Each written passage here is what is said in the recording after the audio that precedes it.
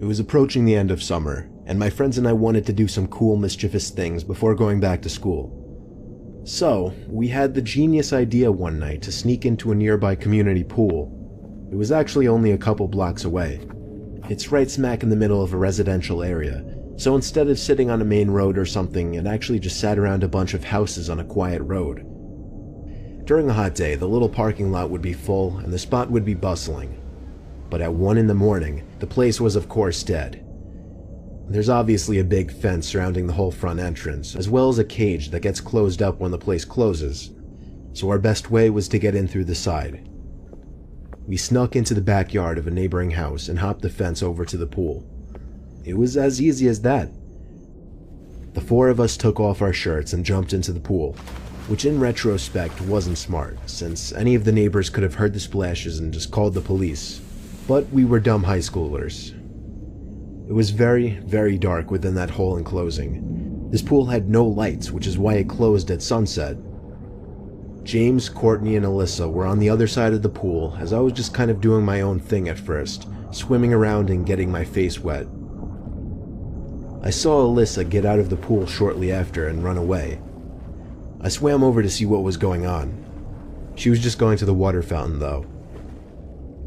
The 3 of us just bopped around in the water for a bit, and eventually we heard Alyssa jump back into the pool from the other side. It was too dark to see much more than her black hair covering her face. But just then we heard Alyssa playfully call something to us as she was walking back to the pool. The 3 of us in the pool looked at each other. I know they were doing the same thing as me, counting heads. There were 3 of us on this side of the pool, and here came Alyssa walking over to our side. So who was that on the other side? Alyssa got in, but the 3 of us were distracted, looking at the head bopping around the water across the pool. James said across the pool, "Who is that?" Not even 2 seconds later, the head went underwater and disappeared from view. We took this time to whisper to each other, mostly things like, what should we do? What if that's security? And should we run? Suddenly I felt something grab my leg with force and tried pulling me down into the water. I kicked, splashed, and yelled for help. James came over to pull me out of the pool, while the girls were already running for it, screaming. It wasn't until I got to the stairs of the pool that the grip on my leg was released and I was free. We hopped the same fence we climbed over to get in and ran all the way back to Alyssa's house. I was convinced that whoever that was a security guard. That is, until they literally tried to pull me under the water. We don't know what to think.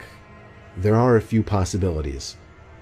Maybe it was just another kid messing with us, maybe it was a security guard who went way too far, or most likely, it was a dangerous person who had ill intent.